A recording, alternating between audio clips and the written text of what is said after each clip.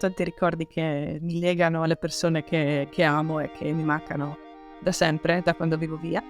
Però forse se dovessi proprio dirne uno solo, in realtà è quando ci vado da sola. E magari se vado a fare per watching la mattina presto, eccetera. Contro la volontà, per esempio, di mia nonna quando ero piccola. Andavo e sì, per me quelli sono i momenti più belli perché c'è silenzio, magari non c'è nessuno e ci sei solo tu e senti l'acqua e gli uccellini, eccetera. Quindi è una cosa fantastica, forse il più bello di tutti. Per me diciamo che i ricordi legati al tagliamento sono sempre ricordi, cioè mi sono resa conto adesso che non sono mai da sola in tagliamento, perché sono sempre con qualcun altro, o con il cane, o con magari con mia sorella, con gli amici, con i miei genitori. Soprattutto una cosa che ricordo, è un ricordo un po' agrodolce, nel senso che sul momento forse non è stata così divertente, quando abbiamo fatto quel video nel 2015, perché in quel periodo sia io che Anna abitavamo all'estero e ce l'avamo trovate d'estate ed era nato tutto un po' così, ma sì, facciamo questo video, proviamo. E mi ricordo proprio di fare queste lunghe riprese col caldo, una cosa molto spartana. Ho perso un pezzo di macchina fotografica, Anna non mi ha parlato per un mese, però è stato anche bello perché poi avevamo il nostro cane di famiglia di quando eravamo tutte e due ancora ad abitare là. Quindi sì, per me è un posto dove comunque ho ricordi con le persone care e ho proprio il ricordo di stare bene in compagnia, di sentirsi liberi, tranquilli a casa.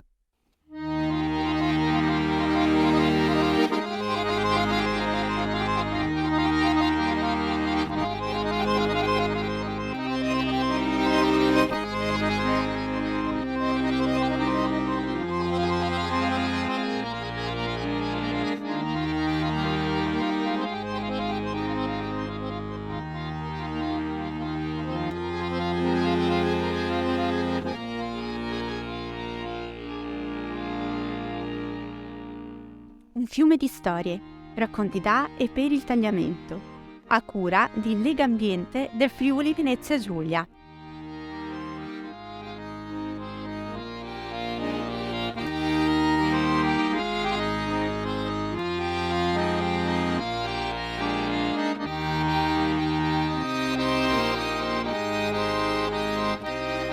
Anna Scaini, la prima voce che avete ascoltato, si occupa di idrologia al Dipartimento di Geografia Fisica dell'Università di Stoccolma. Chiara Scaini è invece una ricercatrice dell'Istituto Nazionale di Oceanografica e di Geofisica Sperimentale.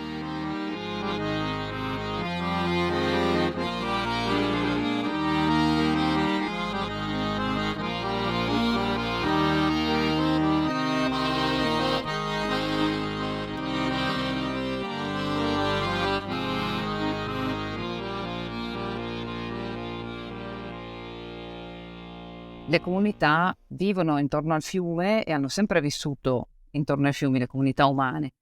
E quindi si potrebbe fare un podcast solo su questo, su tutte le cose che legano noi comunità rivierasche o le comunità rivierasche del mondo ai fiumi, no? In realtà sicuramente ci sono dei fattori culturali, sociali, storici e poi c'è la parte scientifica che è anche molto interessante, che è quella che va proprio a cercare di scoprire. Quantificare è una brutta parola, perché è brutto dare un numero a un'emozione, a un sentimento, a una cultura, però in un certo senso se non si quantifica non si riesce neanche poi a dimostrare questa cosa.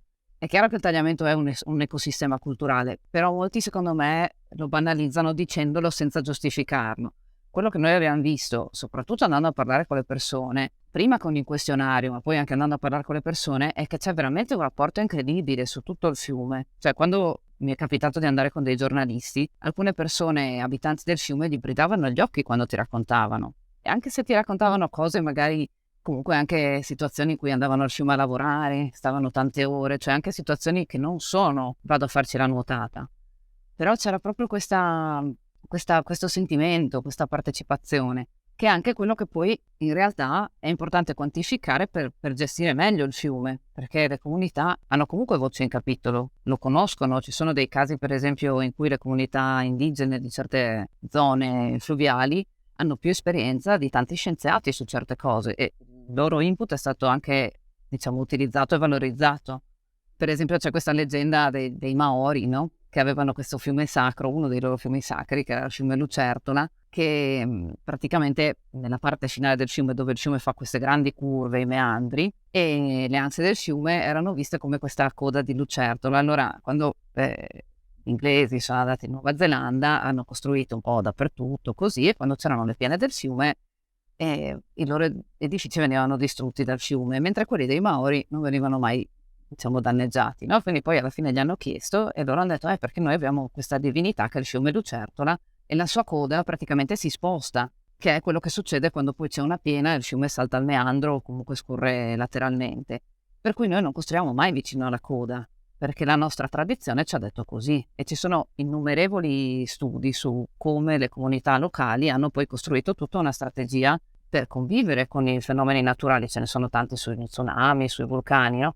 Però questo ci dice anche che, certo, c'è la scienza, ma ci sono anche le comunità che hanno una conoscenza che è molto utile. Che rischi presenta un fiume come tagliamento?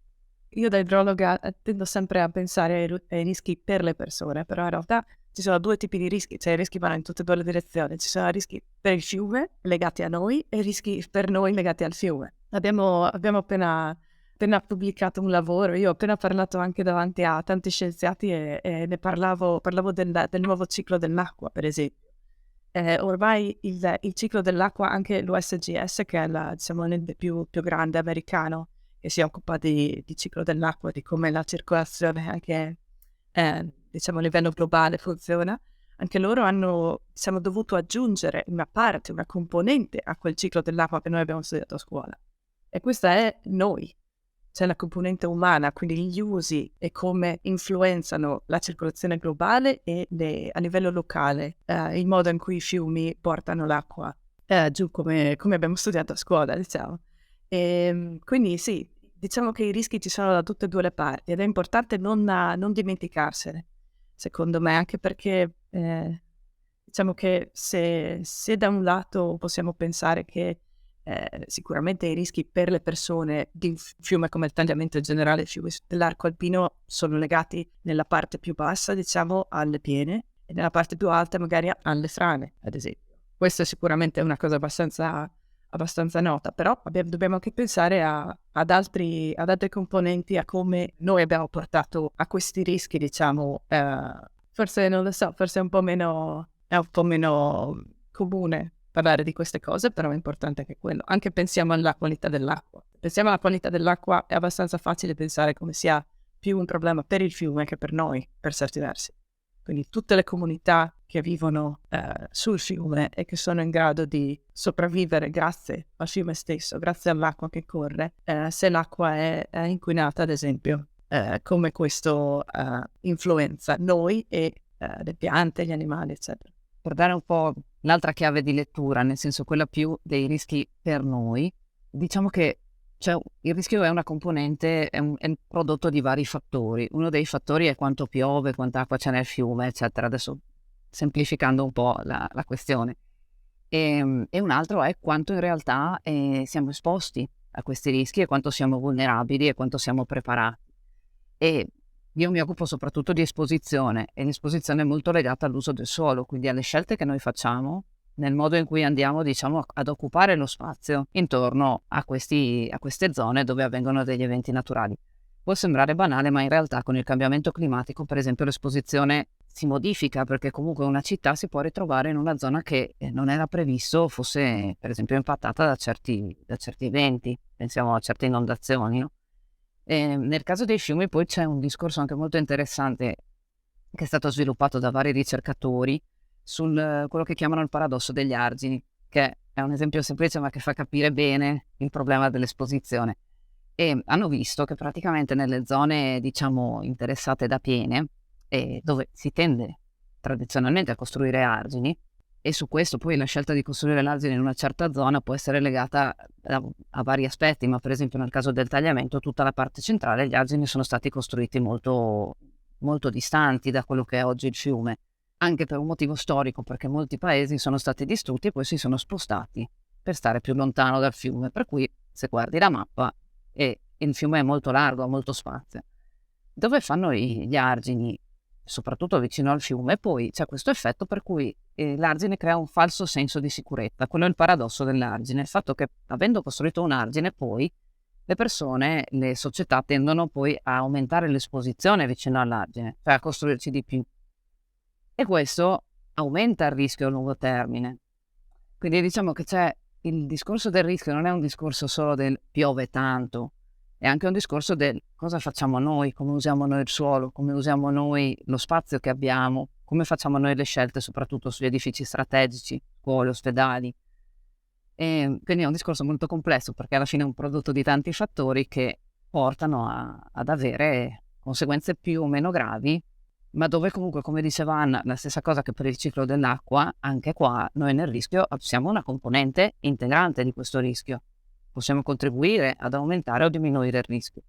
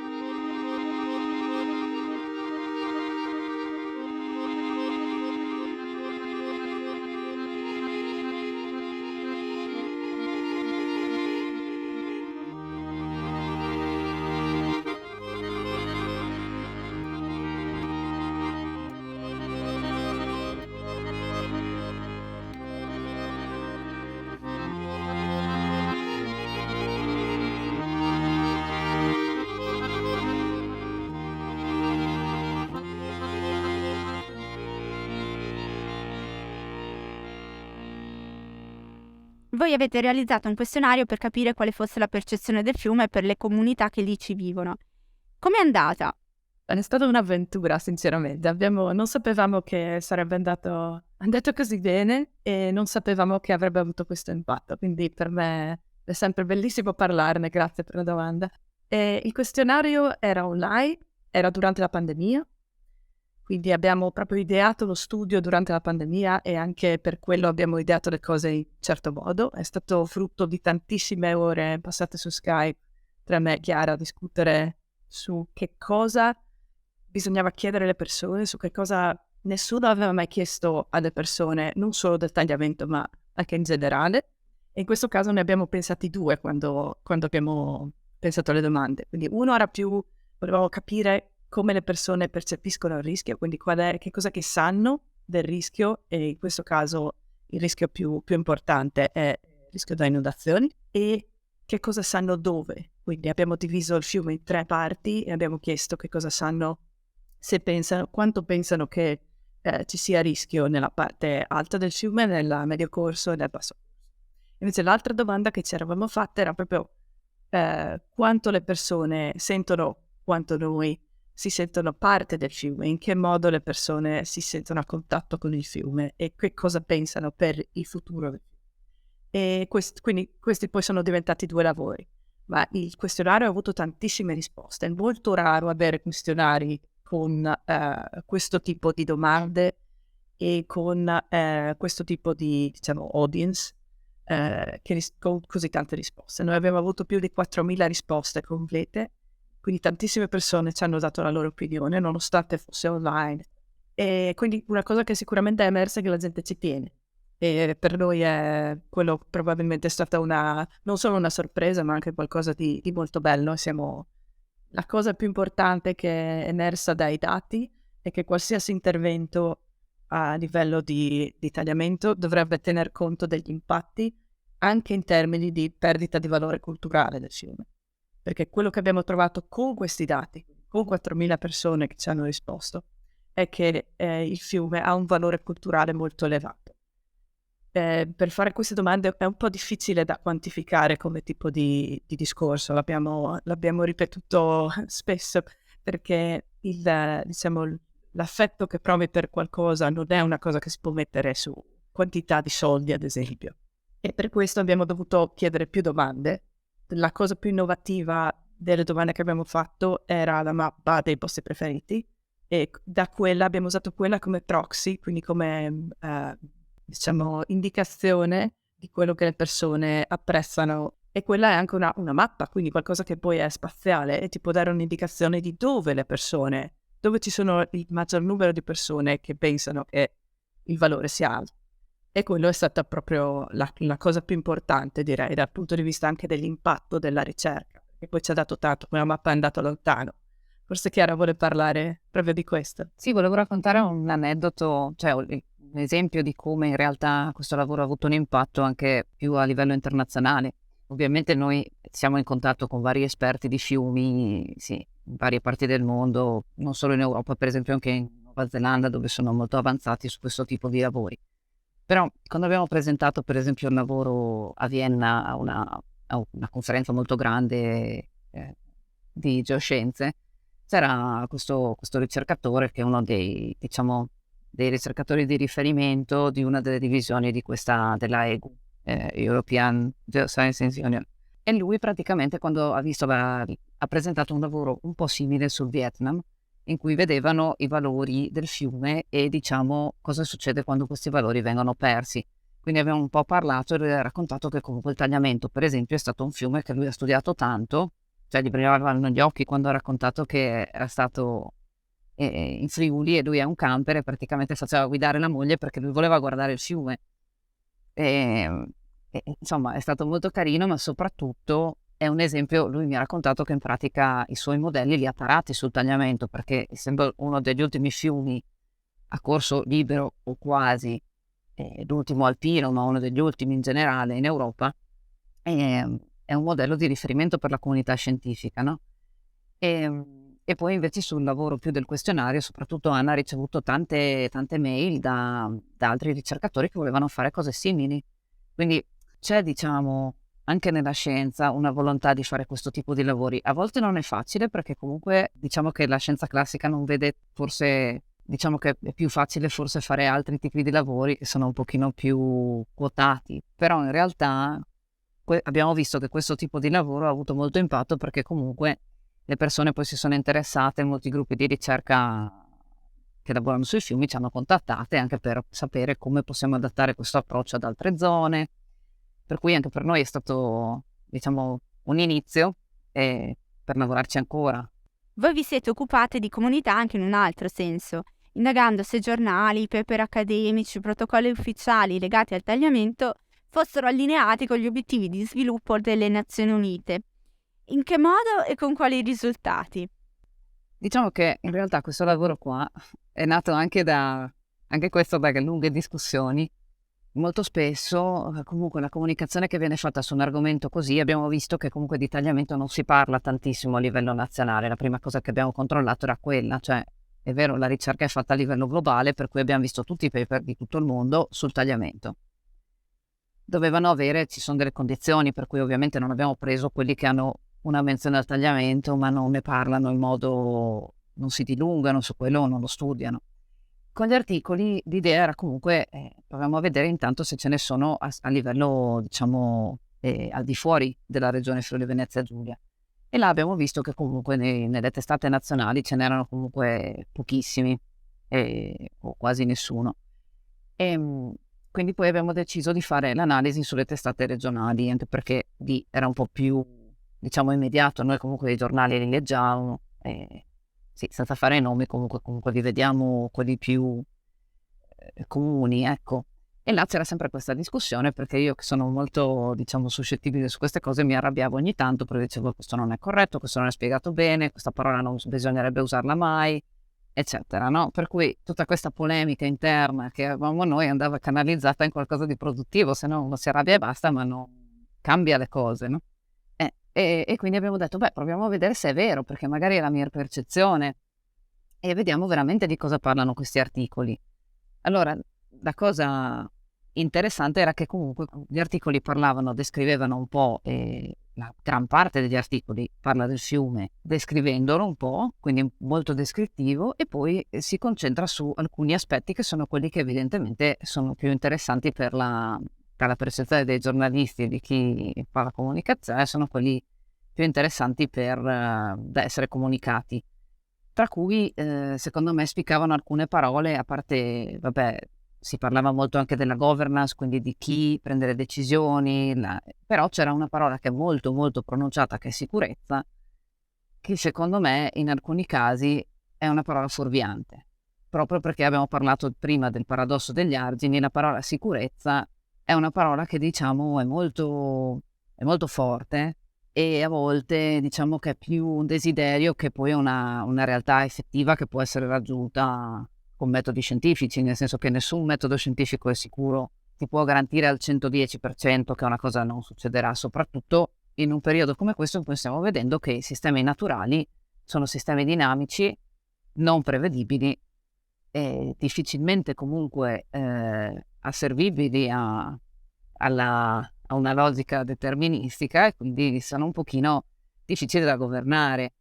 E quindi abbiamo notato questo, che poi si parlava molto di infrastrutture, per esempio, giustamente, perché poi sono cose importanti, quando è stato fatto il nuovo ponte alla Tisana, quando sono state fatte il ponte ferroviario, cioè c'erano molti dettagli su questo tipo di cose, anche perché il giornale è su quello, non erano giornali scientifici, per cui è anche normale che sia così, è una constatazione. Quello che invece era molto interessante è proprio la differenza con quello che invece vedono le persone, con quello che interessa le persone, per cui molti parlano di questo valore naturalistico o comunque del loro valore affettivo, e quindi probabilmente c'è proprio, diciamo che all'epoca abbiamo visto che certi aspetti non venivano coperti. Secondo me poi le cose, un po' perché poi comunque diciamo ci sono state varie vicende per cui il tagliamento è tornato un pochino, cioè il dibattito sul tagliamento si riaccende periodicamente, no?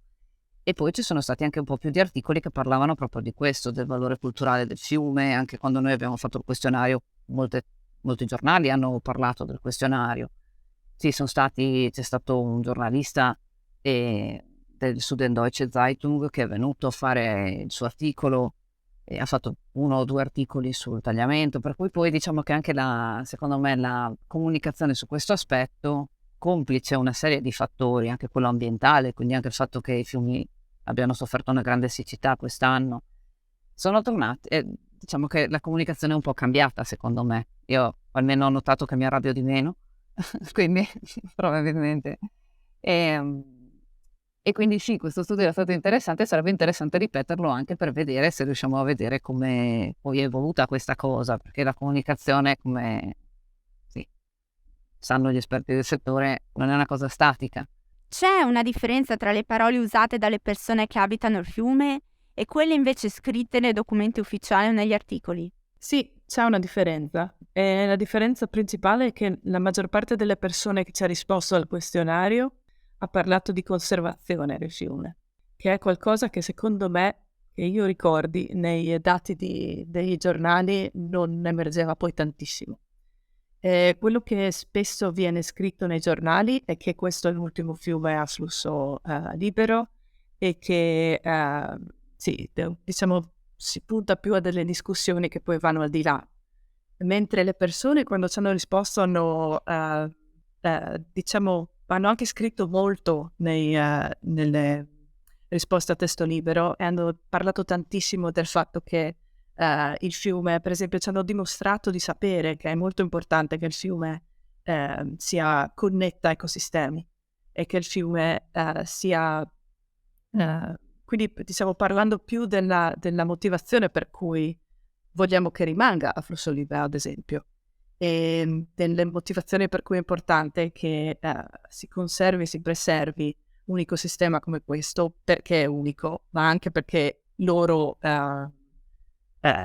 lo amano, diciamo, o si sentono legati anche su un livello più quasi spirituale a questo fiume. Avete ascoltato Un fiume di storie, racconti da e per il tagliamento, un podcast a cura di Legambiente del Friuli Venezia Giulia. Ospiti Anna Scaini e Chiara Scaini. Regia, voce e suono Elisa Baioni. Brano musicale Tagliamento di Paolo Forte. Un fiume di storie fa parte di Percorsi intrecciati sul tagliamento, un progetto dedicato al fiume e a chi lo vive, e finanziato dalla Regione Autonoma Friuli Venezia Giulia. Sono partner IGB, Leibniz Institute of Freshwater Ecology and Inland Fisheries di Berlino, Ecomuseo delle Acque del Gemonese, CEVI, Centro di Volontariato Internazionale, ISIS Solari di Tolmezzo, ISIS Enrico Mattei di Latisana Lignano Sabbiadoro, Associazione Menti Liberi di Lignano e FIAB Friuli Venezia Giulia.